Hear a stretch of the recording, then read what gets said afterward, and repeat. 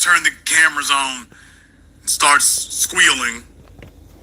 We're going to come back to what he said there, but I want to show you that this isn't just confined to so-called liberal Democrats there.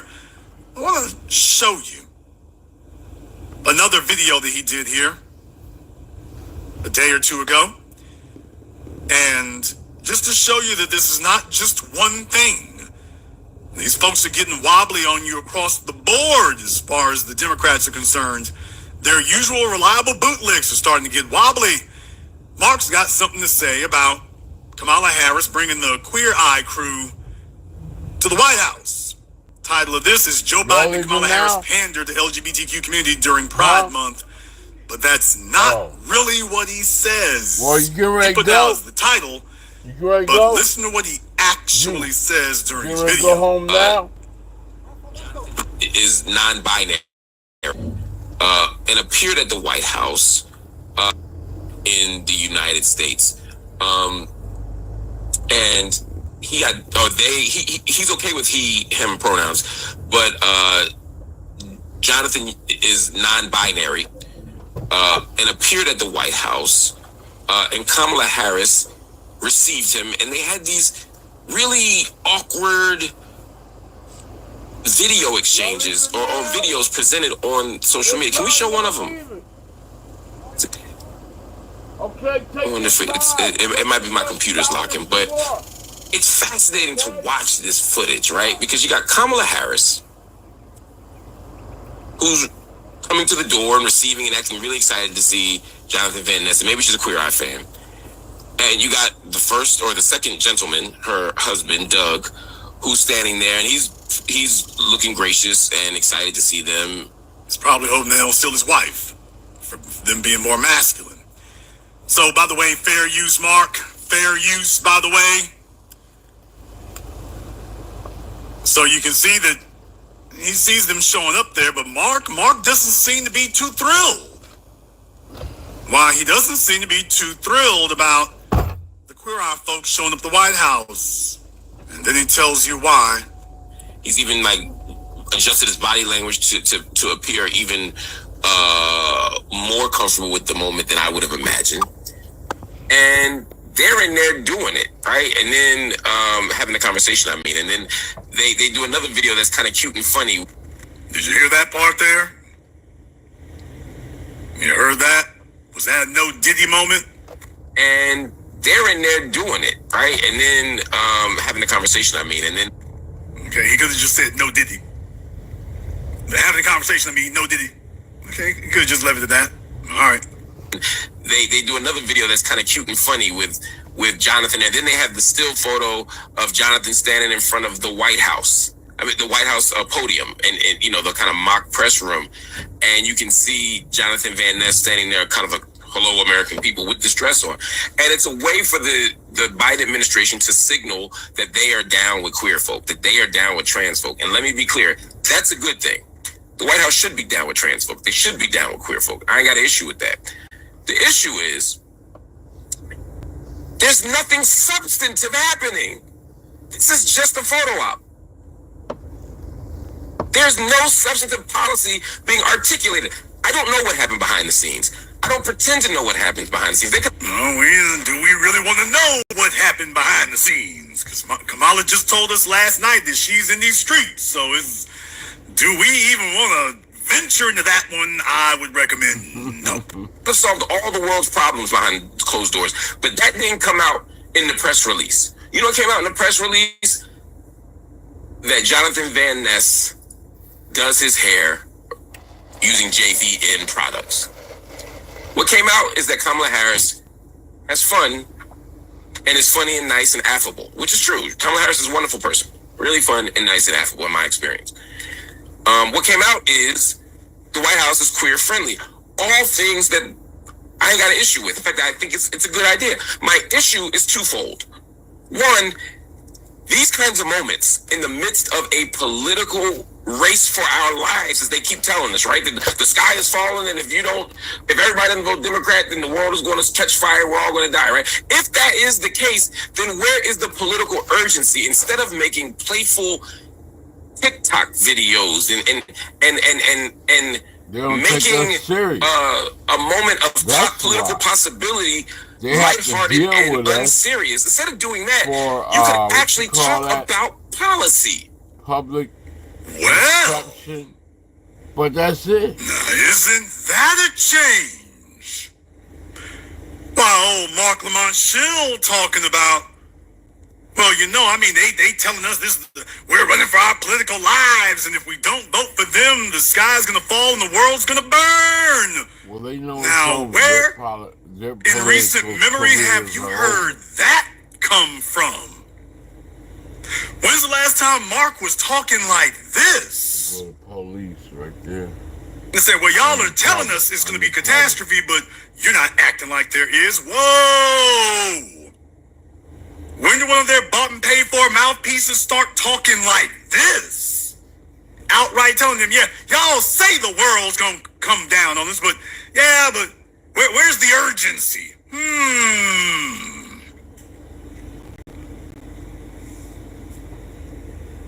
When these folks lose their in, when they lose their in, the real thing starts coming out. Mark is not worried about Trump winning the White House any more than anybody else. They're not worried about that. What they're worried about is losing their spot. Yeah, like because if Trump or somebody else who's not a Democrat gets in there, then he won't get any phone calls at all.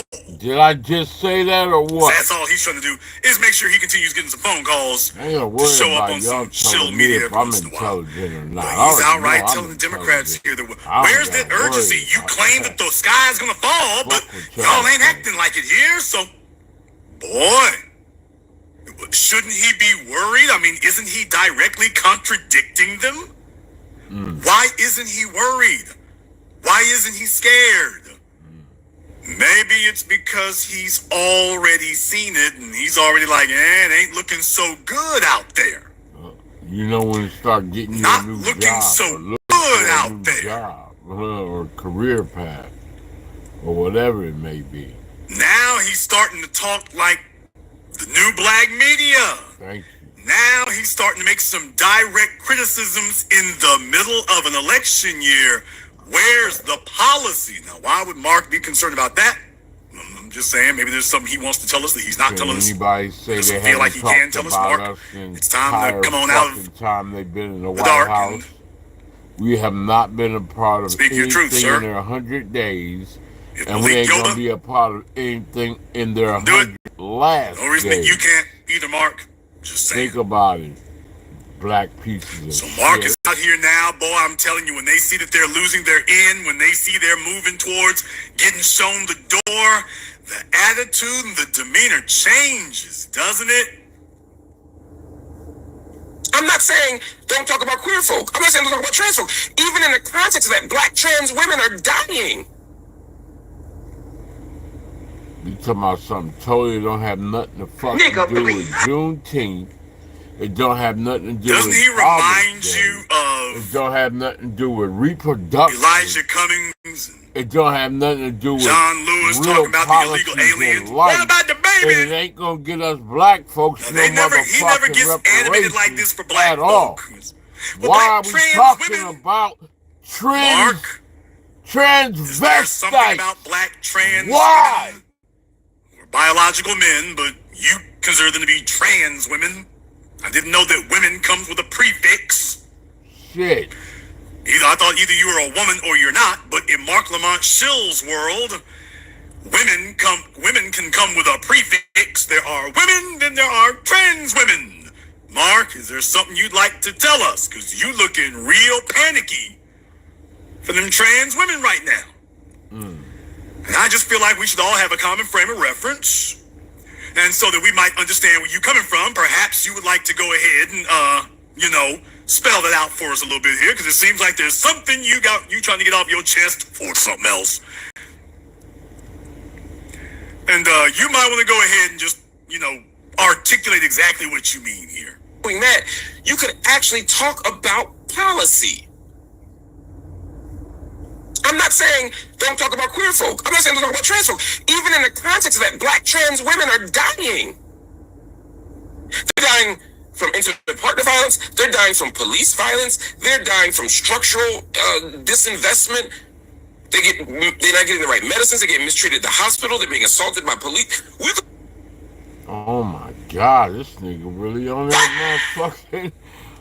Did y'all hear that? A filibuster about like this he nigga loves is just straight up freestyling right now. He loves the bussy. He wants. I mean, he is throwing it from the top of the dome, y'all. What? Do you hear this? Hell? He is straight freestyling. Oh my God! While trans women, I mean, they getting beat up. They getting killed by police. They can't get their medications. You know what I mean? I'm expecting to either see him on an episode of Wild 'N Out or one of these rap beef battles. I mean, what is this he's doing right now? Y'all ain't thinking about my wife. He's thinking about us, but then talking about, and this is happening to trans Y'all ain't thinking about somebody my come save me. Man. There's Trayvon Martin, and then there's Spicy Williams. Dude. Folks. I mean, he is just freestyling right now. He's like tongue twisting. He's just saying anything. This is what happens when you are an ass kisser and you're up late and you drunk. Yeah, he has to be. You can't be all three, Mark. You can be drunk and be an ass kisser, but don't stay up late.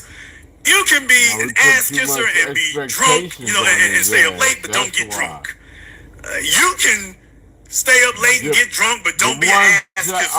You can't be all three, Mark. And you kiss ass, and you up late, and you drunk at home. Everything seems like a good idea under those circumstances. Everything you're thinking of saying seems like a good idea. And another thing, we need menstrual products for men in the men's room. Exactly. All the trans men can't get they Kotex. Clean out that's equality. Man, if somebody don't go grab that fifth of gin and get it away from him. No, grab his phone. If you don't go get that out of his hands. Woo. So when you're drunk as hell, everything sounds like a great idea. Exactly. When you drunk as the son of a gun. Exactly. So Mark is just letting it fly right now. And then put it on the internet. He's only got like 539 views. So if for his sake, thank God, he's only got 539 views. Yeah, that's all he got. Nobody, right? Like me, I'm out and here. This is what he coming out with. I'm just a black piece of shit on earth. I'm not saying don't talk about queer folk. That got nothing to do with Even me. in the context of that, black trans women are dying. I'm in America. Around a population that got shit to do with black from males. Police violence. They're dying from structural disinvestment. I'm hiding amongst white folks, they're not getting the right medicines. They're getting mistreated at the hospital. They're being assaulted by police. We can look at any statistical measure, and black trans women are at the bottom. Delusional world over so if you really want to talk about social misery, if you really want to deal with this issue, like for real, like. Now, let me back that up for a moment here because what I'm about to say next ain't damn funny.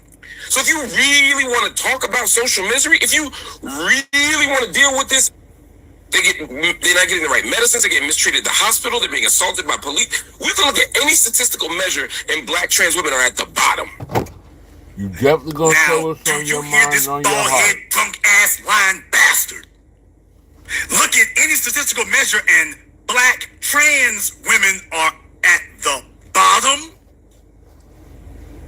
This is a way of trying to say that black folk, heterosexual black people, are privileged, and that there is a segment outside of them who needs to be getting special benefits and special attention. That's what you just heard him say.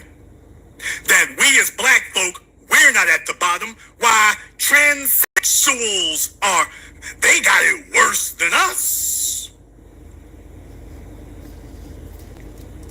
So this is that division thing where you got individuals who try to ride being black because that's the only legitimate grievance, but then they've got some, they don't really want to ride with us, so they try to branch themselves off. Well, I'm black and I'm black and gay. I'm black and female. I'm black and immigrant. I'm black and, so you need to give me the legitimacy of black people's grievance, but I need something. I need y'all to guarantee me something, so you gotta break me on some special side. I'm because white I'm and suffering Indian. more than black people. They code switch when it's necessary. They always got something to run to. You said everything when you said black. If you try to add something to that, now you're just a liar. And that's Mark. Now while Mark is sitting up here shaving and oiling up his butt cheeks, what I they can understand really are. why he would be getting Numbers are ventilated. against them. They want But to rub as it in the stands there, subculture. that ultra moist expression in the middle of the night. Dummy. Tell me something without telling me something, Mark. And he's come here to tell you and me that as black people, we are not at the bottom, while the real people at the bottom are black trans. Not black women, not black men, not even black children. God. Why Mark and the folks he likes to hang out with, they are the ones who need to have special like dispensation. A basketball player, analyst talking about fucking. We need to really understand that the rest of us black folk are privileged. At night, when you home by Remember, yourself, we heard this before. At least that black men are the white people of black society. White folks out. Then we respect. The prison industrial complex but clearly says otherwise. Out of bounds. But this is the garbage that Mark Lamont Hill and the rest of these academic asshats pass around. Now I'm going to say something tonight that's going to upset many folks in many ways, but it needs to be stated. By the way, if you all agree with what I'm saying here tonight, give me the black fist emoji in the chat room and hit the likes button for me. It's over almost 3,000 people in here live in just the first 20 minutes. And by the way, it is Friday, so for the documentary 8 a.m., I see some folks have been contributing. I appreciate that. This is y'all's time here. This is your time now. Come through. Folks been telling me about that for a minute, but I'm letting you know this is your time now, so you can come through. We got a lot to discuss here. We're going to go ahead and get on that. The link is in the description, or my mods will post it in the chat room for you here. Now, Mark was talking about that, but then he's talking about Juneteenth. Oh my God. I want to take a moment here to play his remarks about Juneteenth. And I found that to be so interesting there. Well, Juneteenth was a real holiday, but I'm a little worried now that Juneteenth is a fraudulent holiday. Let me be clear what I mean when I say Juneteenth is a fraudulent holiday. We know what you are. You're I don't mean that it's a made-up holiday. You're a coon. A lot of times white people will say, it's a made-up holiday. White people love to tell black people that their holidays are made up. Kwanzaa, it's a made-up holiday. You don't say. Juneteenth, it's a made-up holiday. You don't say. Yeah, of course they're made up. All holidays are made up. Christmas is made up. Thanksgiving is made up. You think when there were dinosaurs roaming the planet, people were trick-or-treating for Halloween? No, somebody made it up. Okay, fair use, Mark, by the way, fair use. All holidays are made up.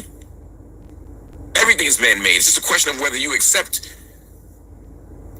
certain people's holidays and reject other people's holidays. It's a question of why you accept some and reject others. So I don't accept that as a reason why it's fraudulent. That's not what I mean. I'm okay with Negroes making up holidays. I'd make up a holiday tomorrow if I could. Y'all see his eyes? Do y'all see the pupils in his eyes? That's why it's fraudulent. That's not what I mean. I'm okay with Negroes making up holidays. I'll make up a holiday tomorrow.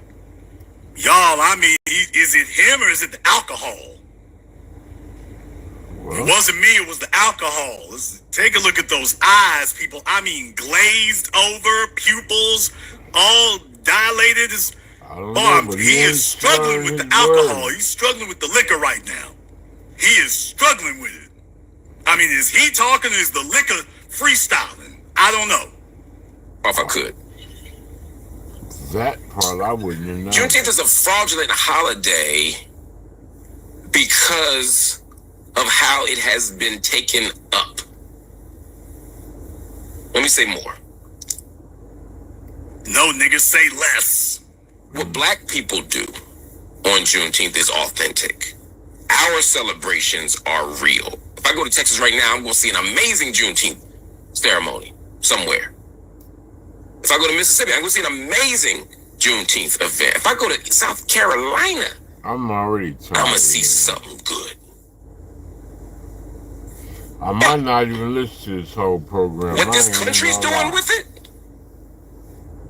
is fraudulent. Since Juneteenth became an American official holiday, it has become nothing more than a badge of liberal pride. Democrats can say, we celebrate Juneteenth. We have Negroes over. We dance, we sing, we party. Go America. It allows America to feel like it has progressed. These liberal holidays, these liberal policies are designed to make America feel as if there has been significant racial progress when there has not been. That's nice to hear, Mark. As an outsider looking in to observe that, that's very interesting you'd be able to do that, Mark. Very interesting that you'd be able to do that. Or where there has been significant racial progress, it is still insufficient. Or we've witnessed retrenchment. We have taken a step back and gotten worse. We've taken a step back and gotten in worse. Wasn't this the same Mark Lamont Schill who just sat up here and said that trans black women are at the bottom of everything? On with a deal. Now he's saying we done took a step back. I mean, who is the we? Yeah. That's what the trans movement was not there. See if I really do during our fight. If I don't. Chattel slavery. So who exactly is he referring to now? Because why are you calling me about my fucking situation? Ain't got nothing to do. Access to capital. Know y'all. So I'm okay with black people collectively and culturally and locally and personally in our communities celebrating Juneteenth. But this country's celebration of Juneteenth is a fraud. Been told by them. It is nothing more than a farce designed to make us think that America has progressed at a moment where we are asking for substantive repair. I'm going to say it a different way. We asked for reparations and they gave us Juneteenth. Folks, I mean, whose man is this?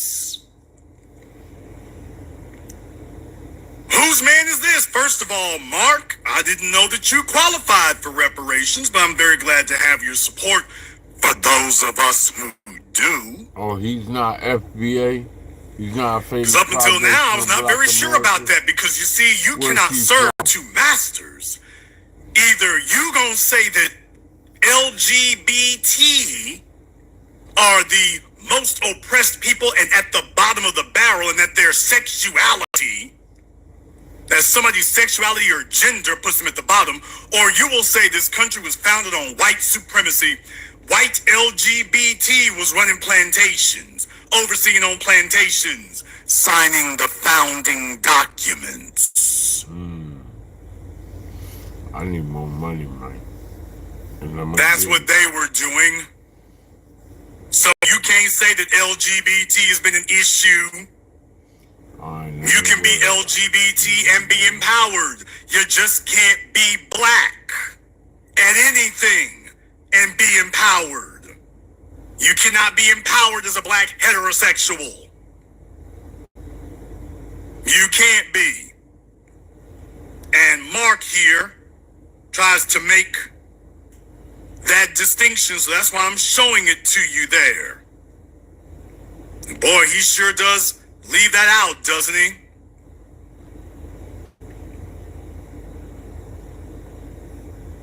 I'm sure that was accidental. Designed to make us think that America has progressed at a moment where we are asking for substantive repair. I'm going to say it a different way. We asked for reparations and they gave us Juneteenth. I'm about to turn this on. When Mike Brown was killed, we took to the streets. This nigga's not that important to me. Breonna Taylor was killed. We took to the streets. I ain't gonna lie. Ahmaud Arbery killed. We took to the streets. Jason. This dude is not that fucking important. Who are the trans folk who are getting killed? That list you keep naming off here, Maury? By the way, I'm waiting to hear the trans folk. Breonna Taylor was killed. We took to the streets. Ahmaud Arbery killed. We took to the streets. I can't do it. All in 2020. The same year we start to get this Juneteenth thing popping.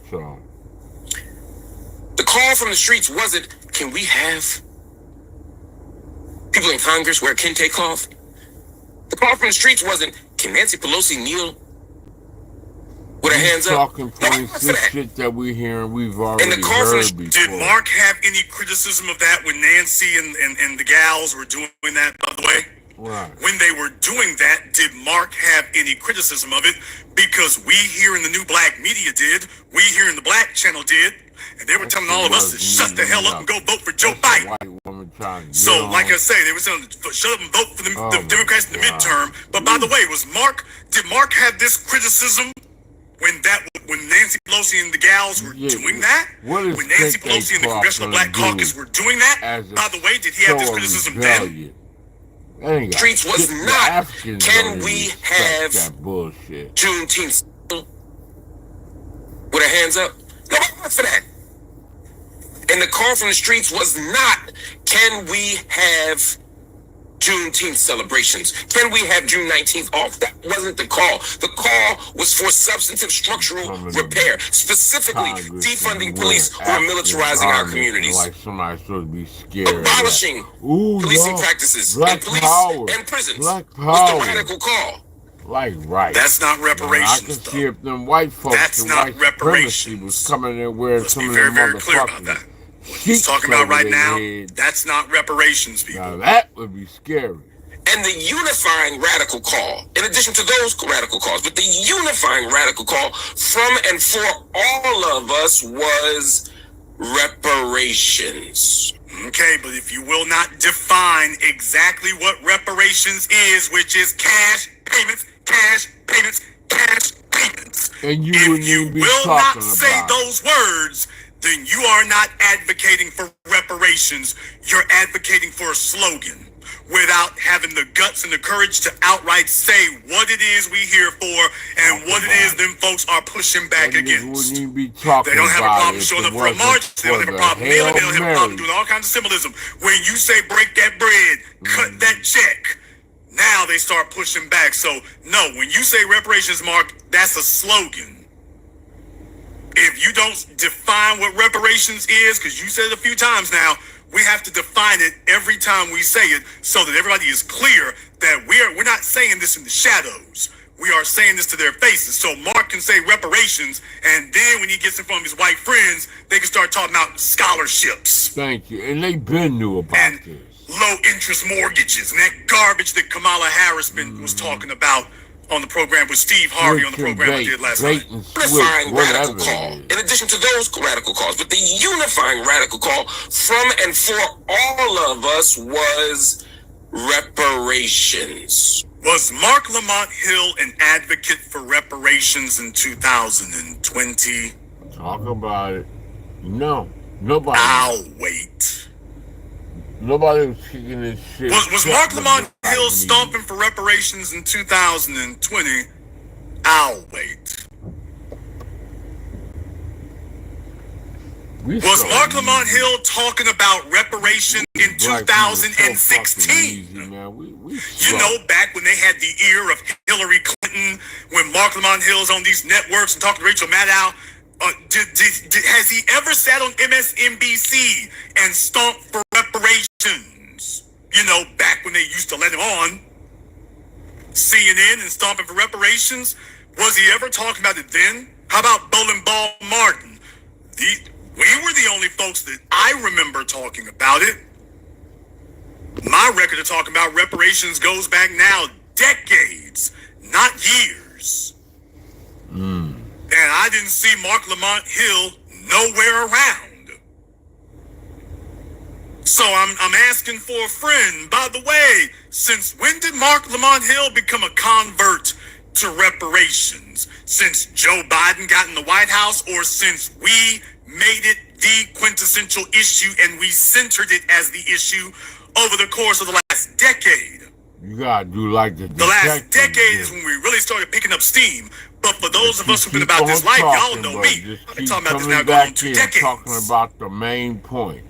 What about reparations? I've reminded people that I'm not sure exactly what it is that the folk feel white society owes us, but whatever it is, they're not gonna give it. We're gonna have to take it. So you can't come with the nice talk. And you can't soft shoe it. When I came out the gap with it, I said, cut the check, lit the world on fire, goes viral, presidential candidates talking about it, presidential candidates ducking it. Where was Mark Lamont Hill when we were out there talking about cut the check? Where was he? Because I don't remember seeing him. Where was he when we said reparations is cash payments? Where was Mark? Y'all go back to when we were doing cut the check. Where was Mark at? Because I missed him. Now, all of a sudden, today, now that it's safe, and now that he's afraid that he's about to lose this end with the Democrats, now, all of a sudden, Mark can say it with his chest? Now, some of you might think that Mark has been stomping for a little while now. Oh, don't worry. I did not just bring receipts. I brought invoices. I'm not just telling you what you paid. I'm telling you what you owe. But, yeah, I missed Mark back when we were saying reparations a decade ago and cut the check. I didn't see him back then. Now, Johnny come lately, all of a sudden he wants to ride our bandwagon. Ain't room enough up here for sweet fruit booty on the bandwagon. Jason, we already heard you talk about him. Was for reparations. We want one to time. The damage why you gotta keep done. repeating this Is shit it twice? To celebrate the end of slavery Damn, and not acknowledge the damage of slavery. Let's move on from this nigga, to man. brag about freedom when we are free but unequal? It's not relevant. You playing in our face. Who's we? America say, hey, we enslaved you. Now you're free. You can drink Kool-Aid and come to the White House. Mark was enslaved. I'd like to hear his family history telling me about that. I'm just asking for a friend. Can I get free public education? Up through the university? No. Can I get special bank loans? No. Can we get cash payments, which for me is the fundamental premise and non-negotiable reparations, is that all descendants of American slavery deserve cash payments. Can we get... I can't even feel this dude he's saying. You just sound so lame. It took him a minute. Took him a minute now, but he finally got there. All descendants of American slaves should get cash payments. It took him a minute. Oh, he had to tap dance around it. He wasn't sure. He waited till the last second of his video here, but he finally got around to saying that. Well, so glad to hear that Mark is finding religion. Because, you know, back when he was trying out to be a talk show host, and boy, y'all, don't he look lit as hell right there on that. Every time you pause the video, I mean, he looks DUI. He looks DUI. Every time you pause the video now, I mean, Mark is just looking, I mean, faded. Faded. That's what I'm saying. I can't trust him right now. I can't trust him because I don't know if it's him talking or alcohol. I don't know who it is. Like right now he sounds good, but you know what'll happen. He'll wake up in the morning. Oh God. Oh, I was so bent last night. I was so wasted. What did I say? What did I say? Do I do a live stream last night? Oh God. What did I say? Did I record it? Please tell me I didn't record. What did I say? Oh no! Play it back. We need reparations. Oh no. Cash reparations. Oh no. Descendants of slaves. Oh no. Why did you let me do that? Why wasn't it password protected? How did you let me do that? Y'all can see him right now. He's gonna be like, oh boy, how do I walk this backwards? I'm halfway expecting him now to jump in and say, and another thing. We need to have free weed for the descendants of the slaves. They can roll me up one. Okay.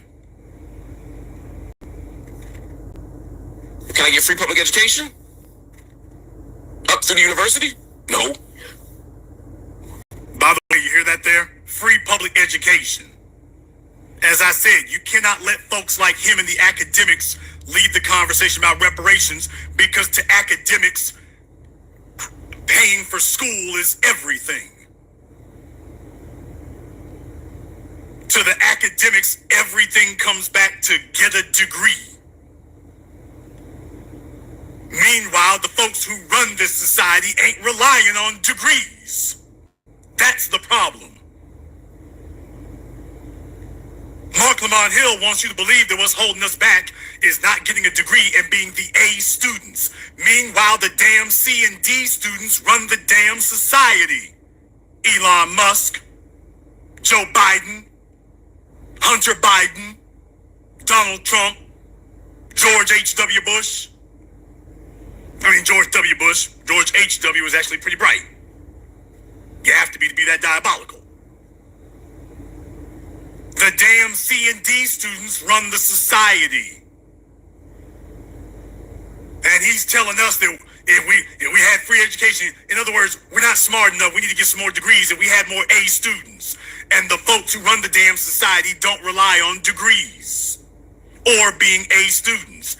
The C and D students employ the A students.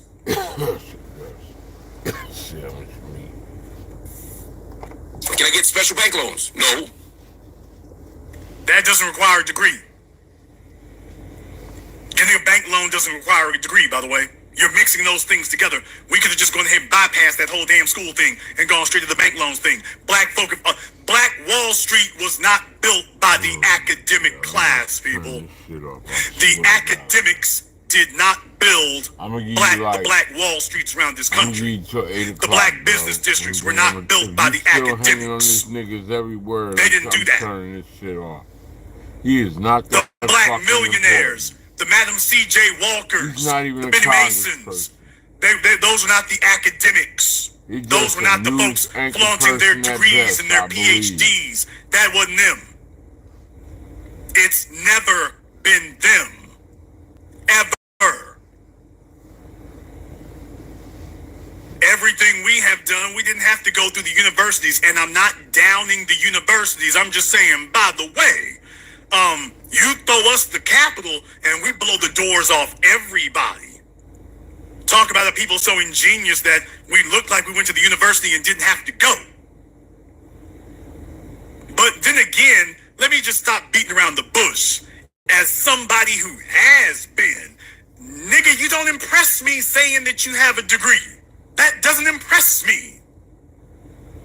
I got a whole bunch of folk in this chat room right now. We all got degrees. That don't impress us. Nowhere. There was nobody that we were in class with who impressed us. Damn, wish I was like him. Acting like you're the only person in the world with a degree. He'll be shocked when he finds out how many other folks got one. Like me. I got like one. We're all sitting out here so impressed. Ooh, they got a degree right there. You must be on the damn ball. Some of the dumbest people we all ever met were sitting in the classroom next to us. It's like, oh, hell, I hope this nigga don't get a license to do nothing. Can somebody send him to trade school? So, you're not gonna impress me talking about no degree. You're really not gonna do that. I'm not gonna downplay degrees or denigrate them, but hey, let's just keep it 100. Somebody trying to flag their degree around, it's like, okay, that only impresses somebody who doesn't know what it takes to get one. Or don't Once you actually see what it was, it's like, oh hell. Come on now. So all this talk about going, can we get to college? And that doesn't impress me as much as you might think it does. That's always been a separation. Talking about getting a degree, don't be surprised if it doesn't impress. For those out here carrying student loan debt or whatever and been to college, by the way, it's not going to, Mark don't know that saying that doesn't impress us as much as he wish it did. He needs it to impress us because that's all he got. But for everybody who has done a peek through the schoolhouse though, it doesn't impress us as much as Mark wishes it did. Can we get cash payments, which for me is the fundamental premise and non-negotiable of reparations, is that all descendants of American slavery deserve cash payments. Can we get that? Well, hell no, Negro. You just better enjoy this red velvet cake. Well, then this ain't a real holiday. Don't brag to me about me being free if you have no commitment to me being another rolling mark. Why ain't he naming names, y'all? You talk about Kamala Harris over here for LGBT, but when it comes to black folk who ain't transsexuals, Mark ain't naming no names. He didn't say Joe Biden. He didn't say Kamala Harris. He didn't say Elizabeth Warren. He didn't say Bernie Sanders. He ain't saying no names. He's talking about liberals in general, white folk in general, and not naming the names of the people.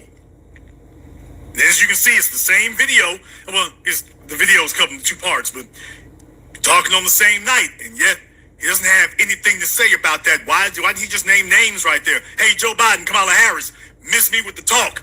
Bring them cash payments. He's not doing that. He's talking about it in the abstract, so don't you be fooled. This is intended to be a dog whistle to get our support, but it's not intended to actually call out these politicians and say, if they don't deliver reparations, why vote for you? This isn't about whether or not we're happy with a holiday or not. Why should we vote for them if they're not going to deliver reparations? Yeah, we don't want the holiday, and we don't want the politician who brought the holiday if he ain't going to bring substance with it and tangibles with it. That's all I got to say about that. So y'all can celebrate Juneteenth. Look, I'm going to take a day off. Nigga, it looks like you already taking the night off. Do y'all see him sassy as he want to be? I mean, he looked like he lit. He looked like Saucy Santana about to come through the doors and do a strip tease. I mean, he looked like he ready for the night to begin. Not no did he, but whoa, did he? Couldn't help but notice. And I happen to like red beverages, and I happen to like red velvet cake, and I happen to like red beverages. I imagine you do. Red, brown, black. I'm sure he looked like he got all the beverages tonight. Fried chicken, and I love watermelon, and I celebrate Juneteenth. Look, I'm going to take a day off. And I happen to like red beverages, and I happen to like red velvet cake, and I like fried chicken, and I love watermelon, and I love all these things that are steeped in my tradition as a Black American. I'm down for all of it, but I refuse to see Juneteenth as a national holiday in some manner that frames it and presents it as legitimate, when in fact it is a reminder that America has never repaired the damage that has been done. And you are not insisting that they do it. Otherwise, you would be calling names. People, if you are not willing to pull your support from Joe Biden and Kamala Harris, then you have no leverage. Dr. John Henry Clark taught this to us decades ago. You cannot have a coalition unless you are willing to punish the members of the coalition who break the coalition. America, Britain, and the Soviet Union had a coalition in World War II. The Soviet Union ostensibly breaks the coalition, and the beef been on ever since. The beef been on ever since. They broke the coalition, and there was a price to pay for breaking the coalition. America has an agreement with somebody. If they break the agreement, they get punished for breaking the agreement. Mark Lamont Hill is sitting up here telling you he's criticizing these folks But then they don't say, by the way, here's what we do to punish Joe Biden and Kamala Harris and the Democrats for breaking the coalition. If you're sitting down at the negotiating table and saying, no matter what you do, Kamala Harris and Joe Biden, we will not punish you for lying to us, then you just gave them a blank check to do absolutely nothing, which is what the privileged Negroes, looking at you, Steve Harvey, and the rest of their ilk do. Folks, yes, you have to be willing to derail the train, scuttle the ship, and blow up the thing they running over their own if you're going to be taken seriously. Yes, you do. You have to be willing to bring the whole damn thing down to show them that this is a deal breaker. That's how you get them to stop crossing lines. You get people to stop crossing lines by showing them that you really will let this thing burn down and you really will let it fall into a ditch. That's how you get them to stop testing you and to take you seriously. Now that you've shown them, yeah, last time you tried this, we let this son of a gun burn on down. Would you like to try us again to see if we'll let it burn down twice? Or do you think you want to get on the good foot? But you don't have a credible deterrent if that's not what you're going to do. You don't have a credible deterrent. Mark Lamont Hill doesn't have a deterrent. He's trying to figure out how he can straddle the fence. And I don't want to say straddle too many times because Mark might start getting excited. I sure don't want to get that kicked off. Believe me. I don't want to get that started. We got more where that comes from there, though, by the way. We got more where that comes from. Although before I do that there, I do want to thank everyone here tonight. Y'all are showing up here. We appreciate that. For everybody who has contributed to the crowdfunding for Race War here. We have 18 days to go, but this is your chance here tonight. For everybody who's been talking about it, I'm going to come through there. It's time for you to go ahead and come through, and folks have been showing up tonight, so I appreciate that. I want to thank I Am Satan. Boy, you had me say that out loud.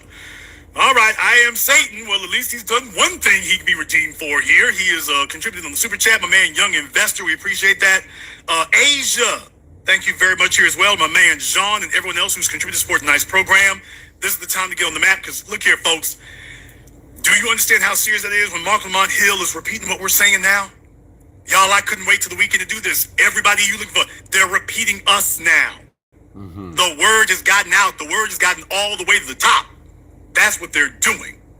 That's exactly what they're concerned about. And they should be. They should be. This is what we're giving out here.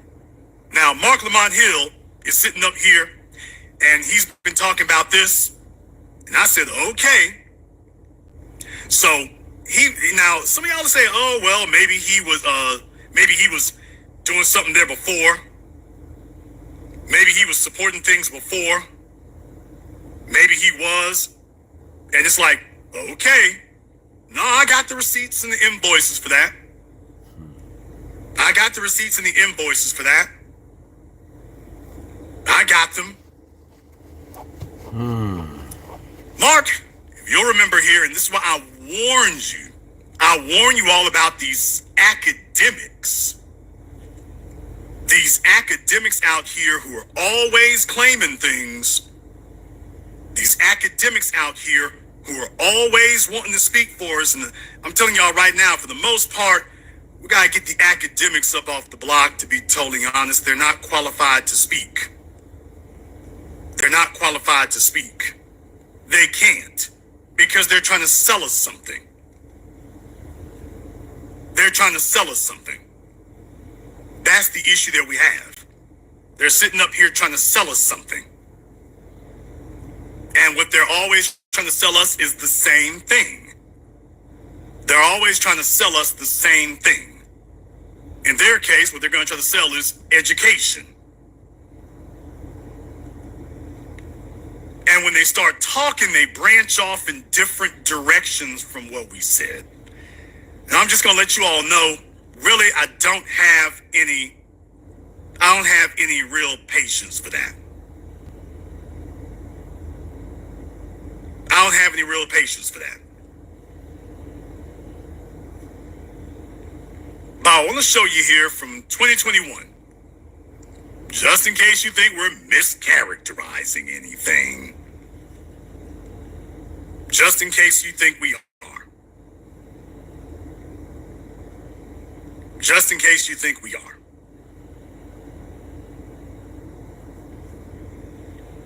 This is Mark, and I want you to hear how this conversation went. By the way, once again, fair use. Marky Mark, fair use. Getting from the place of saying black people deserve reparations, you're concerned about whether reparations would ultimately be more damaging than beneficial as a tactic or a strategy. Can you talk a little bit about what you mean when you say that? Well, sure. To the extent that any issue can be turned on its side and made conservative, this is certainly one of them. And I think in many ways the reparations argument has been welcomed by conservative segments of the political and media apparatus, even the academic apparatus in the United States, because it doesn't challenge capital. It allows for, in many ways, what we saw after the election of Barack Obama, it allows for much of white America to simply say, well, we can wipe our hands of these issues and move on. What I think should be the primary concern for any group, any oppressed group, and no more among them than black people in the United States, that is the assumption of political power. And we need to be organizing for a change of this society in ways that would make this conversation moot. The call for reparations has been going on, as you noted in your intro, since, in some ways for a long time, and officially, at least in the halls of Congress, in terms of this H.R. 40 since 1989, and it has gone nowhere, largely because the society not only is bent on, accumulating wealth from the extraction of labor, and particularly black labor in this country, but also because there's no will among the roughly 2/3 of the voting population that would be required to start passing the kinds of legislation that would start redistributing wealth just to black Americans, when in fact we see the society doesn't even want to redistribute even pennies back to its own white citizens, even in a moment of COVID crisis. So that's really what I think. I think we need to be thinking much bigger anyway, in terms of debt cancellation, redistribution of the gross domestic product, all of that kind of stuff. So. But can I just respond to Jared? But it doesn't have to be either or. I mean, all of what you say is true, and every reform demand we make is co-optable. Every reform demand is limited. But this is a reform demand. If we see it as a revolutionary demand, we're misguided. But in the context of a reform demand, it does have the potential to expose racial capitalism, because what it says is that the bloody beginnings of this country, that American capitalism was built with stolen labor and stolen land, and that it indicts it for that in a very, very profound and fundamental way. And to do that disrupts a whole narrative, I think, that justifies capitalism in the present day. If it is our only strategy is problematic, if it's a strategy that doesn't factor in class disparities in the black community and the role. Class disparities in the black community. Folks, the academics. This is why I don't want the academics getting involved in the conversation, because everything to them is an academic exercise. It ain't never nothing practical. These folks don't do in the real world. They're not movers of wealth. They don't know how to set up a business and keep an economy running. Everything is theoretical for them. They don't build anything. Academics don't build anything.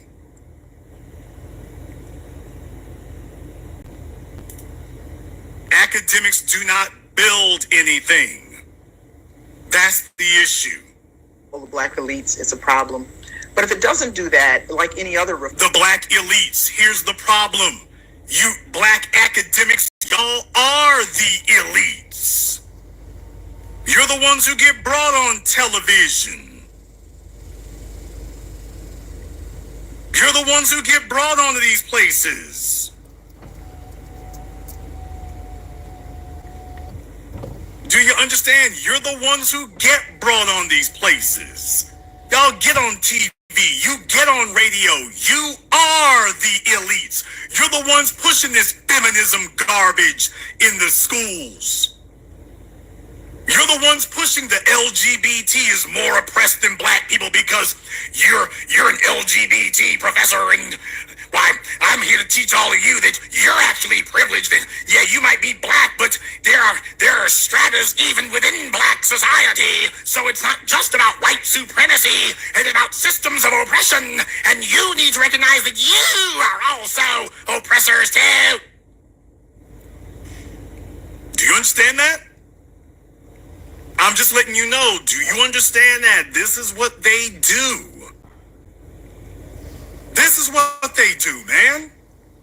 So they'll have you sitting up here listening to the elites, and the elites are going to sit up here and try to lecture us about reparations. And let's just say one more thing. It ain't like these folks been banging the drum and beating the pavement for reparations for the last 20 damn years. We've been out here pulling this on our own. We've been out here pulling this by ourselves. You might be able to throw Dr. Claude Anderson in there, but he ain't had no help from the academic community. The academic community was not sitting up here banging on the beast for this. They don't have a track record to talk about this for the last 20, 30 years. If they did, they'd be able to show their paperwork. They're sitting up here talking about capitalism because these are all a bunch of unreformed socialists and unreformed communists. So for them, they don't want to hear about cash payments because the truth of the matter is they don't know how to manage any money. Oh, I'm going to go here tonight. They ain't going to like it. I'm going to go here, folks. Your HBCUs don't know how to manage money. Damn. Oh, well. Started that. You could have been did that. Your HBCUs, for the most part, are run by the most incompetent individuals that you could put into a classroom desk. You could have they don't know started there. How to manage money. They don't know how. We're almost an hour in. They can't do it. And you finally That's why their start your schools program. are in the condition and shape that they're in. Shit. Not because they deserve to be, but because it's supposed to be run by the best and brightest. But most of your HBCUs, most of them, not down to a single one, but the ones that are not badly run are the exception. For the most part, most of them are run by individuals who are financially and economically incompetent. They'll sit there and lecture you forever about the Little Red Book and Noam Chomsky. They'll sit there and lecture you for days about that, but couldn't balance a checkbook if they had a seesaw. And when you walk outside the classroom, if these people didn't have an institution to give them a check, they wouldn't have anything. They got their degrees in liberal arts and their degrees in political science and their degrees in psychology and their degrees in sociology. And the only thing that a degree in sociology qualifies you to do is teach a classroom about sociology. That's all it qualifies you to do. So when you actually do ask them about something substantive like, hey, we need something beyond that, beyond your sociology degree, then they start droning on about capitalism. And that's really all they can bring to the table. That's it. So I'm just going to tell it to you all here right now, tonight, straight, no chaser. When we talk about who should speak on reparations, move the academics out the door. First of all, the academics are selected. They're handpicked and selected and put into a position. That's the first thing. That's the first thing. But the next thing is they have all shown, for the most part, that they are summarily unqualified to speak on this. They start droning on endlessly with historical trivia, as opposed to getting down to the brass tacks. We need cash payments. What you all took was cash money. We need cash payments. No, we will not take education. That can be a supplement. We won't take land. Give us the money. We'll buy our own land. But we're not going to have you get out of that capital thing, because the bottom line is that the American social order can decouple itself from schools. Malcolm X taught us this, people. Malcolm X did the speech about that 60 years ago when he said that white flight, white people, when we demanded white folks houses, they left their houses in the city and built new houses in the suburbs. When we demanded Brown versus Board of Education to sit next to white kids at school, they abandoned their schools in the city and built new schools for themselves in the suburb with their new houses. When we finally woke up and said, hey, we need to get the white folks job, he said it, can they abandon their jobs the way that they abandoned their houses and their schools? No, they can't. Dr. King, when he said we're coming to Washington to get our check, you got to die. Because now you're asking for the real levers and keys to power. They cannot abandon their economy because the economy is the root and foundation that holds all those other things we complain about up. They can't abandon their economy. They can abandon the schools. They can abandon the houses. They can abandon the classrooms. They can abandon the land. They can't. Elon Musk wants to go to Mars. People, they can abandon the land. They cannot abandon the economy. Now that you're coming to say, hey, I want to get our piece of that right there. Now they're saying, oh, wait a minute now. Back up, nigga. Back up now. Back up now.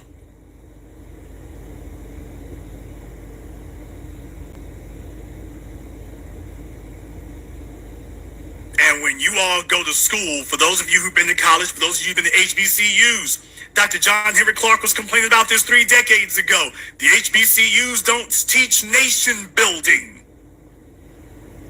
We talked about the agricultural and mechanical schools, but Texas A&M brought you Roland Martin. What? Remember? That's all you get for that. But what they don't do is do what they do with the white kids. Mark Zuckerberg didn't just wake up one morning knowing how to manage wealth. He was taught how to do that. Donald Trump didn't just wake up one morning knowing how to manage wealth. He was taught how to do that. And it didn't take a degree. Our kids show up and we don't sit down in these classrooms and run them through that. But then again, you got teachers who are economic failures. So we are being oppressed by an economic system, but you got professors and teachers who are fantasizing that we're going to get rid of this economic system so that they don't have to be responsible for their lack of economic knowledge and competence, as opposed to them saying, you know what, maybe I need to get out here and learn how to turn $1 into $2 so that I understand how to master this capitalist system and stop giving this communist gobbledygook about classes within black society. People, Bill Cosby is your proof that there are no classes in black society. When you walk into white society, as Ice-T said, we all one big nigga. From the poorest to the so-called richest, from the most anonymous to the most so-called famous, from the smartest to the so-called dumbest, we're all the same. You don't get any special dispensation. Some of you might be able to buy a better car than the other people, but you don't have any privileges that those people don't. You just have some shinier trinkets. Okay, you got shinier trinkets than the other oppressed person over here. I'm in the nice part of the slave galley. I'm in the nice part of the slave ship. That's what it means to, quote, have class in black society. You're in the nice part of the slave ship. But what you cannot do is leave the bottom of the slave ship, go up top where the captain is, and start calling shots. Now, that's what you can't do. You can do whatever you want to in the belly of the ship. Don't bring your ass up there to the folks who run the ship and act like you gonna flex your class on them. You're gonna get put in your place real quick. The only place that class talk flies is among other black folk. It doesn't fly when you leave. Black is the class. Everything else are just creature comforts to keep you more comfortable within your class.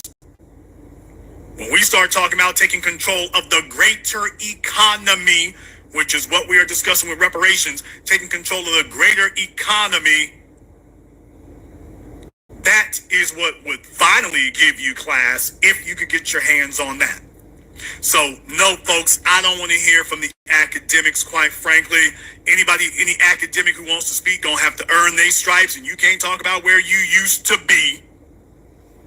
You can't talk about where you used to be. In the chat room, I've already explained that about Dr. John Henry Clark and Dr. Claude Anderson. If you don't know who they are, I'm not really sure what to tell you. I don't know what to tell you. They talked about reparations. They talked about business. They talked about nation building. They talked about building an economy. They talked about the Fortune 500s. They talked about entrepreneurship. They talked about that. Dr. John Henry Clark, if you cannot make a baby pen, you can buy baby pens, but you can't make them. Something as simple as diaper pens. Something that simple. So the Chinese can make them. Well, if you want to do it, you're going to go order them from the Chinese. What about your ability to make them yourself? That's nation building. If you never looked in those speeches, you need to go watch it on YouTube. You go get caught up on it.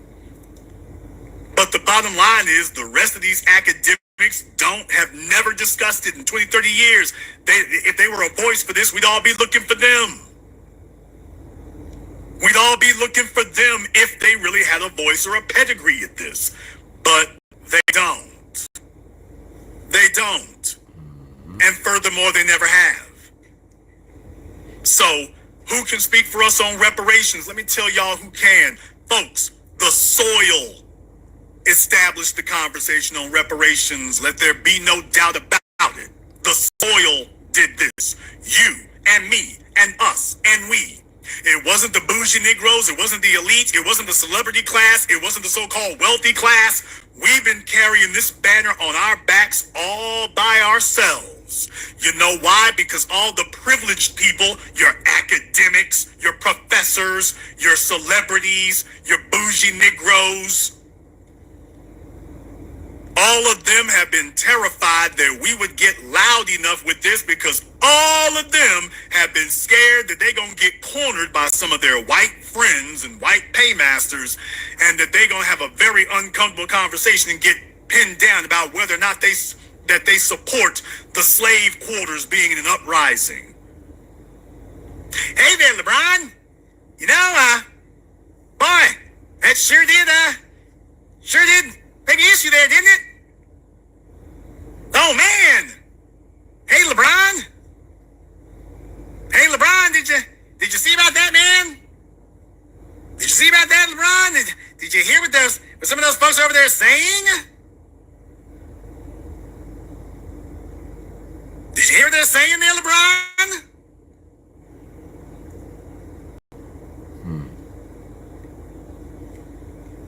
They're worried to death that that's what's going to happen. While they're sitting there in their privileged high chairs and their privileged seats, that they're going to be called out to come on the carpet and take a position on where we stand on that. That's what they're worried about. That's what they're worried about.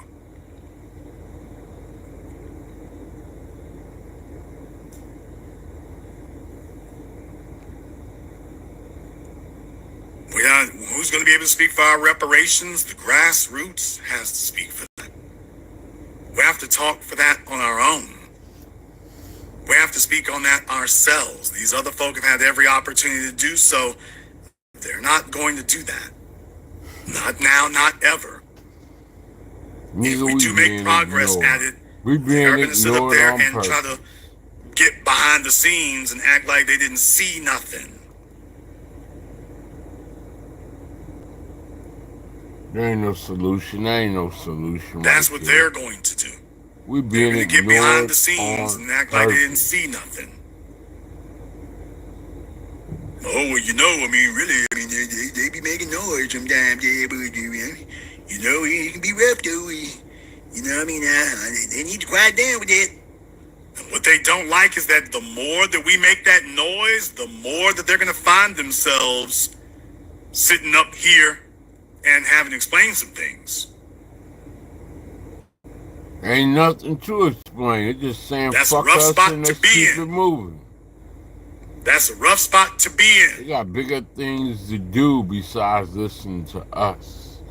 Like they preparing themselves for a war. Civil unrest and a motherfucking World That's not War supposed to III. be. White We're supposed to flight keep it is quiet. trying to go to the fucking moon and leave us down here on this earth to take care of the management of the fucking so commerce. No, the academics can't speak for along us, the outsiders. with robots. They can back up what we say, but all they can't built lead with the conversation. electricity so they can shut this bitch down when they want to. We ain't stupid. They can't lead the conversation. At least I'm not dumb. I might not see it. I might not be alive to see it. Because but I'm not no motherfucking if they were dummy. able to lead the conversation, next thing you know, you see what happens. They're going to make it about education and LGBT. Just that quickly. If we allow them to lead the conversation at any point, they're going to start steering off into, okay, education and LGBT.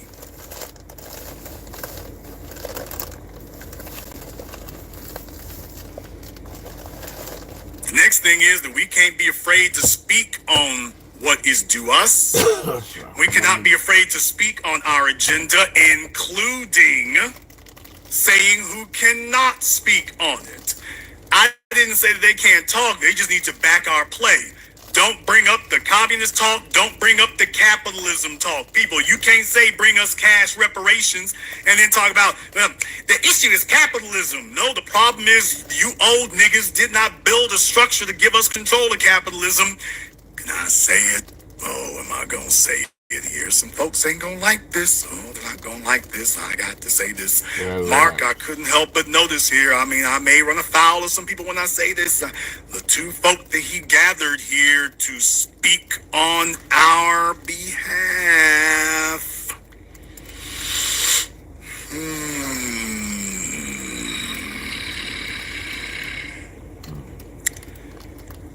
Am I the only one who sees a similarity between them? All right. I'm just saying. I do see some similarities there. Couldn't help but notice that. Yeah, I do see some similarities there. Oh my God. Yes, I do. I'm so embarrassed. I'm so disappointed. And they speaking for the field, Negroes. I mean, and they want to sit up here and fucking battle time. about It capitalism. really While they speak for the field, Negroes. And I wonder to myself, 30 years ago, who were they mobbing up with and booed up with 30 years ago? I wonder who it was. I wonder if it'll look like the usual suspects. Wow. I wonder if it'll look like them because, yeah, I'd slowed it down for a minute to take a look at them. And it's like, yeah, every time we turn around, there's one of y'all folks out here who does something and then tells us what we don't need. No, we need to take control in this capitalist system because here's the bottom line, folks. Just in case you're telling yourself some lie or something like that, just in case you want these people who fell for this classism thing or this capitalism thing. Correct. I want you all to understand something. Show me an economic system anywhere on this planet where the black folk are treated on par and with equity with the white citizens. Damn! All this talk and all this babble about socialism and communism and anti-capitalism and all this old garbage they've been spreading around like mayonnaise for decades. Show me some place where an alternative system, a monarchy, communism, socialism, you name one place anywhere where Oh, well, Jason, there's a communist country where we treat it just like the white folks is. That's why all the immigrants come over here to get away from that bullshit. Show me any system anywhere that doesn't operate on racial lines, and particularly white supremacist racial lines. Show me one. If capitalism is the problem, then show me an alternative system that proves that, by the way, Jason, if we were living in this system over here, see these folks here, we right up there with the white folk.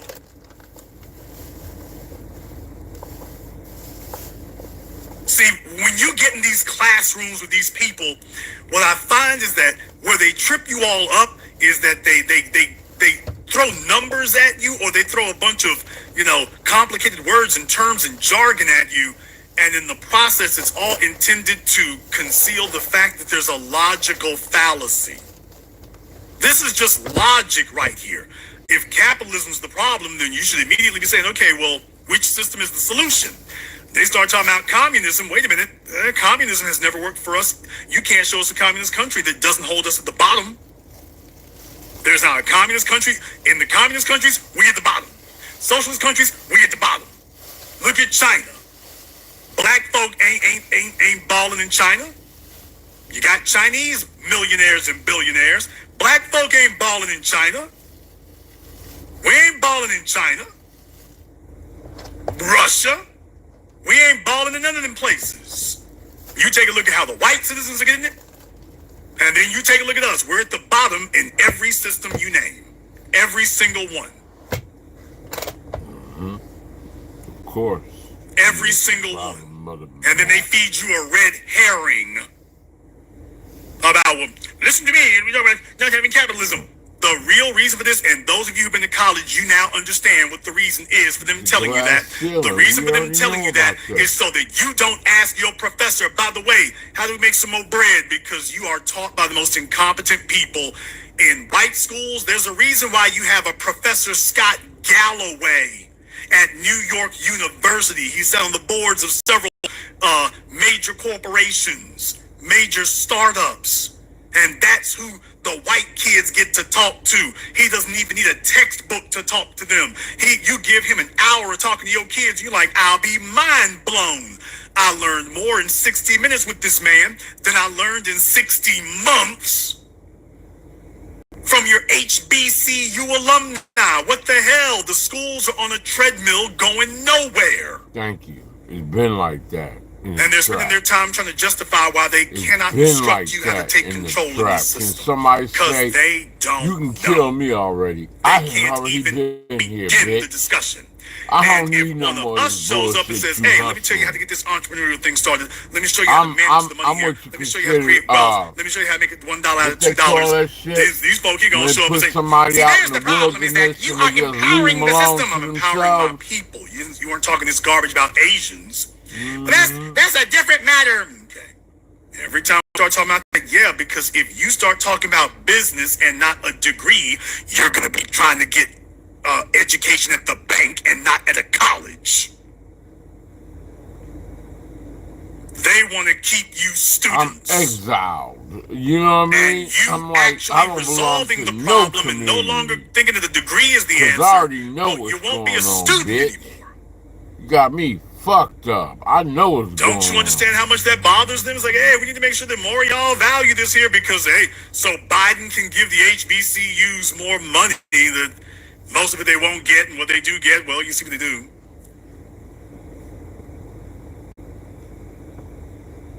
Who should speak for us? Certainly not the politicians.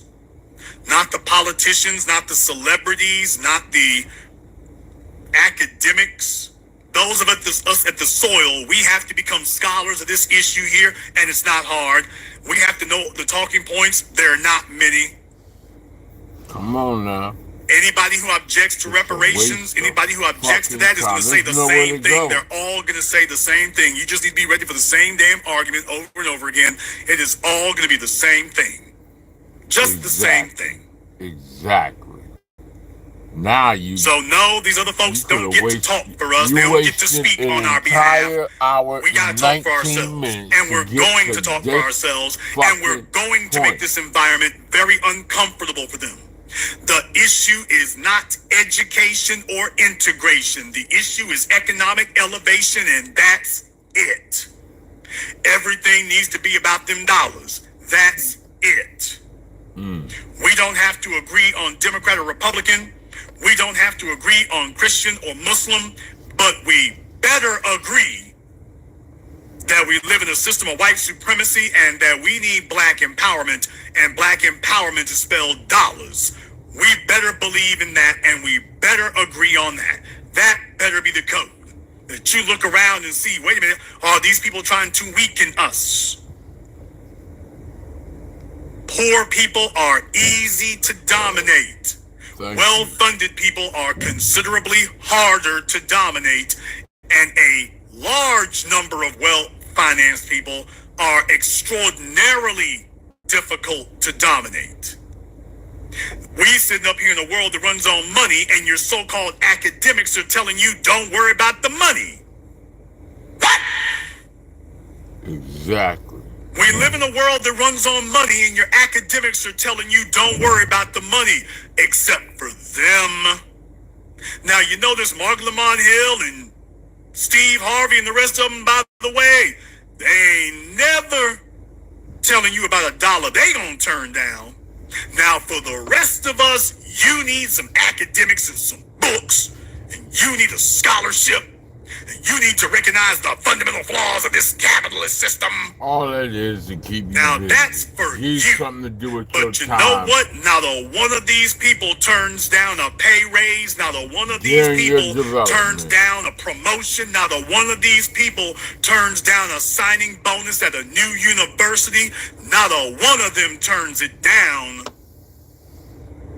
Now, if you're going to be against capitalism, I can't hear you if you're not consistent. You're against capitalism when it's time to spread it to us. But when it's you personally, all of a sudden capitalism's fine. Ain't no issues with capitalism. It's fine. So no, these inconsistent, self-serving, glad-handing individuals do not get to sit up here and speak for us. We got to speak for ourselves. We have to master our talking points, because our talking points and our arguments are what got us here. We didn't need academics to lead us here, folks. Right. We got here on our own. But we got here on our own because we've established our own code of conduct and our own ideology. And ours has worked. And it continues to do so. However, you might disagree. Therefore, the telephone lines are now open. The number is 646-787-1933. That's 646-787-1933. Your personal access code to the blackest radio program in existence, the only one of its kind on planet Earth today. As always, you're welcome to join us. I've been on this week here because this week I felt was pivotal and I was correct in it. I wanted to show you all the information, news, and analysis you receive nowhere else. When somebody tells you that we ain't making progress, and I'm showing you, do you see how many of these folks out here running scared right now? They are scared to death about what's going to happen in November, because if Biden loses in November, I just want you all, I'm going to say this tonight in no uncertain terms. If Biden loses in November, we will be more powerful than we've ever been. And I'm talking about those of us here at the grassroots, those of us here in B1 society. We will be that will be the pinnacle of our power up until this point, because nobody is going to go for the bait and switch and go for the false arguments. They're going to bring it right to us. They're going to say that we're the reason it happened. Mark my words. If Biden loses on Tuesday, November Tuesday night, November Wednesday morning, they're going to be coming to us. That's what it's going to be. If he loses, the very next morning, they're going to be talking about us. and will be the only ones they talk about. They will not talk about the LGBT. They will not talk about white women. They will not talk about the illegal aliens. They will not talk about Israel. They may mention it in passing, but even then, they're going to put the blame for that on us. Even then, they will blame us for that. They'll only go grab the black Muslims. They're going to leave the Arab white ones alone. They'll go grab the black ones and say, look, these are the troublemakers. These are the problem. Let me tell you right now, I'm ready for it. The blacks came out in great numbers. Look at this right here. They can go ahead and bring it on. Statistics. Black men showed up to the polls and they voted for Trump. We ready for y'all. Trump was able to get all this money from white nationalists. The white women showed Once up. again, I want to thank everyone for contributing to tonight's program. Took a look over here on the crowdfunding. Coming. The same everybody was saying about that they said showing when me tonight. I appreciate that. For those of you who have not yet, you still have time to do that. So it's time for you to go ahead and come through. Time for you to go ahead and come through. Look at the Hispanic vote. We're going to go ahead and get over here to the telephone lines. Let me get caller from area code 323. Right here. You're on live with the Black Channel. What's your name? Where you calling from? Trump is taking Florida. Trump is taking Washington. Trump has taken, oh my God, oh my God.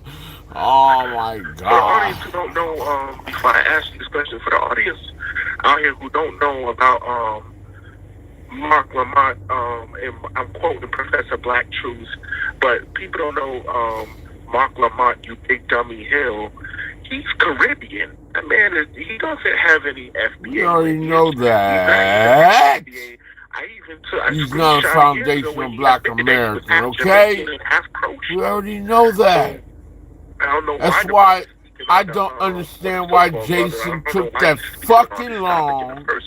And don't get me wrong, I'm trying to make no bad blood with him, but why? Graft themselves onto us and latch themselves that long, us not so doing that they his can take research, our or if he momentum. did. All the rest of these groups We get didn't need easily that. dismissed. They don't have a legitimate grievance. They chose to come here. We're the only ones with a legitimate grievance. We're the only people who are not immigrants and not here by choice. Different directions to go. They need a more. legitimate cause and they don't have one. So what they've done, the important. white feminist Who the movement fuck did this. Susan B. Anthony and the girls for antebellum slavery. where we're at. We Everybody is just to trying the to use United us for States of time America. immemorial to get a legitimate Vice grievance and President, to rather, hopefully of America. latch on What to our the fuck does momentum Lamont so they have can to do ride with that anything? momentum and then steer it in another direction. We should be listening to what Trump and what motherfucking Kamala Harris continues to say. Then next thing you know, we don't care about the Democrats at all. Off into, The by the niggas way, ain't saying LGBT shit. and transsexuals. Wait a minute, man. That ain't got nothing to do with what we talking about. Every time that somebody was goes his and sits down with destination them, the they whole so time. easily. So that's Can you lead us in prayer? My question is to you. She said something. Everybody claps to Kamala. It on code. Great Dr. John Henry Clark. And I've been thinking about this for a long time.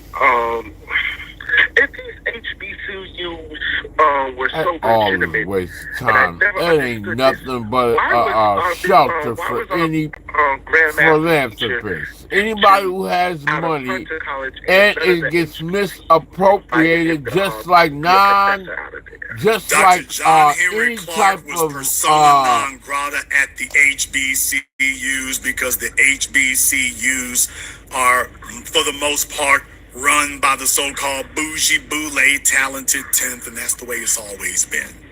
non-profit organizations. Those Negroes' jobs, always done their the job is same specifically fucking to way. Where's the indoctrinate money at? the youth to become You don't Democrats know. or join whatever political party that serves And their he's purposes.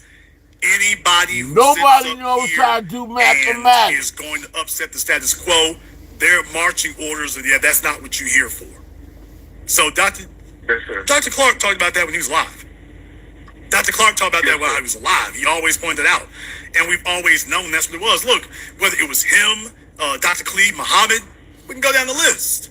Ain't nobody who's real showing up at the HBCUs. Their whole job, they'll bring in Henry Louis Gates. Now him they'll bring in. They'll let him come to a lecture. Dr. Clark, we ain't trying to hear that because the issue is Dr. Clark was not afraid to take Democrats and Republicans to task. He was here about white supremacy. That is the when issue. Your boy was here, they didn't even That's always been the issue. These schools are trying to be businesses. He thought he was the closest one to getting a separation. For the most part, they've been against us. Dick Gregory. Yes, sir. Well, I got one last question, and I'm going to leave the line open. Then, if that's the case, then, big brother, we're going to the White House. Then we need to start asking, should the HBCUs continue to exist? Do you see them existing in the next 100 years? Or I'll just say, I'll simplify it, maybe 50. Yes, the HBCUs will definitely be here in 50 years and 100 years. Now, whether or not they'll be majority black anymore, I don't know. Hell no, they ain't majority black now. The federal government has a vested interest white in keeping these folks schools all up in them bitches, They serve a very large base. I think most of your black doctors and lawyers they get a motherfucking scholarship fast. So, yeah, the HBCUs remain there, but by the way, you can already see the buffer class strategy is being used to they use the minority ethnically cleanse the HBCUs to begin with. So they'll serve, their purpose is to stall us and to keep us occupied while they reorganize the society. That's what life is about. Yes, sir. Keep your motherfucking ass occupied. As long as you don't ask nothing, we'll give you all the issue is whether or not opportunities to get material things, but you're going to play yourself because you're going to get caught up in a trap. Thank you very much. Give us a call tonight. Let me call from area code 850. You're on live with the Black Channel. What's your name? Where you calling from? Give you shit up front that you'll take forever paying back. Okay, Reginald, where are we calling? Can you hear me? Can you hear me? Your phone's digitizing a little bit on you there, but where are you calling from? I'm calling from Tampa, Florida. Okay. My name is Reggie Strong. I was born and raised here in Florida. Let's go back all the way to 1980. Now, that was a pivotal time in this country. If you remember the movie Scarface, Scarface had an opening scene where you see all these Cubans coming over from Castro, from Cuba. That really happened. I watched it in real time, and guess what? Jimmy Carter gave them food stamps, gave them money, gave them loans, cleared their credit, and look at Miami now. Cubans are running that town. Let's go to the next event.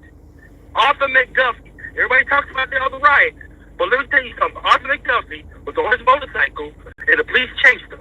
He did run. The only way they caught him is he ran out of gas. He gave himself up. Them folks cuffed him, took him in the woods, and beat his brains in. Then they had court, they had the trial, and they said they're going to announce the verdict on Sunday.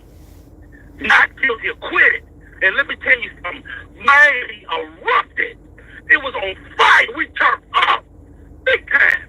And then a couple of years later, Overtown riots, shot a man at a convenience store, something like that. Then, turns out in Miami, the Cubans, they brought in crack cocaine, baby. And think about this is Miami. Pablo Escobar, Cali Cartel, them niggas was real. They was real people. Billions and billions of dollars. Matter of fact, they still living off that money right now. And they can't tell us that they can't give us no reparations. Come on, man. They destroyed our community. I'm going to land my plane right there. Yeah. Thank you very much for giving us a call here tonight. Definitely. Actually, the caller didn't go in deep enough to be totally honest here. Mm-hmm. The caller didn't go in deep enough to be totally honest here. We already have the history, man. That he we makes already about know that. all this shit. Oh, it hates Very good point that he makes about I'm just that. gonna have to shut the fuck up. I'm just have to shut the fuck up. When you talk about Miami, when you talk about how that went down, please remember, everybody talks about Pablo Escobar. And it's true, cocaine money built Miami. I mean, Miami is what it is today off cocaine money. Please. Cocaine money built that, top to bottom. And while everyone talks about Griselda Blanco and Pablo Escobar, the person that folks don't talk about as much is Carlos Lader. Now, any of you who saw the movie Blow or any of these other things, Cocaine Cowboys, Carlos Later is actually, in my opinion, the most significant person because he's the one who made the connection that got the George Young to get the flights coming in from Colombia. It's Carlos who makes that connection. Yes, I'm gonna start he looking was for a better, not just mixed I'm German. gonna start looking for Carlos was a Nazi. Not just for like. Let's be very clear about that. Get on my grind. Carlos Later, I want want to say he's still alive, but like Carlos, his father was German. Like I playing a lot of. Carlos essentially is a Nazi. Fuck all this shit. Watch what I do. When you ask him about America, Carlos he's giving speeches and everything. He loves Hitler. They ain't got all that here, man. This shit. Everybody talks about Pablo Escobar and Griselda Blanco, but if you don't know about Carlos Later and the ideology he had, he saw dealing drugs as warfare against the United States. He said that. This isn't me saying it. Carlos said this. That was warfare. He was waging war against the United States. Flooding America with cocaine, that was his act of war against the U.S. That's how we're going to bring this damn thing down. Oh, yeah, and make a whole bunch of money in the process. That's what he did. So if you want to talk about, and here's the other thing, by the way, and as we all know today, they were allowed to bring those drugs into the country in outrageous sums. Working hand in hand with the CIA, they were allowed to do it, and you know it's true because you see the exact same strategy playing out today.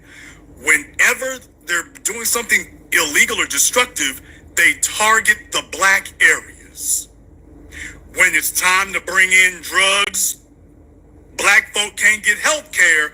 You can get as many drugs as you want to wherever you at. Black folk can't get a mortgage, but you can get guns. Any type of gun you want, now that you have access to. You can't get reparations, but they dropping all the illegals. Now they can't even hide them. They're putting them on buses and planes and then dropping them in our neighborhoods. They took them up to Martha's Vineyard. They fed them folks for one night, threw all of them on a plane, and then send them somewhere else. So you notice when they commit these acts of warfare, they always target us. Anything you can name. Florida used to be a spot for black folk. They have been on a 40-year mission now to ethnically cleanse Florida. They have essentially ethnically cleansed southern Florida, for the most part. Clearing out central Florida. Black folk are trying to hold strong in northern Florida, but for the most part, that strategy has worked. And it's not accidental. It is not accidental. Call America 206, you're on live with the Black Channel. What's your name? Where you calling from? Call America 206, you're on live. Caller from area code 206 has been abducted. Caller from area code 951, you're on live with the Black Channel. What's your name? Where you calling from? Sean from Temecula. All right, Sean from Temecula, what's on your mind? Yeah, first of all, I want to say, man, shout out to you. You've been on fire for the last 5 days. Like, it's wild, man. Much respect. I just want to say, based on Steve Harvey, man, he took pics with Trump. He giving us little vote now, or so we can see how we do next time. His wife was with drug dealers, and now from Newsweek and Washington Post, Kamala has a disapproval rating of 51%, and the only approval rating of 38%.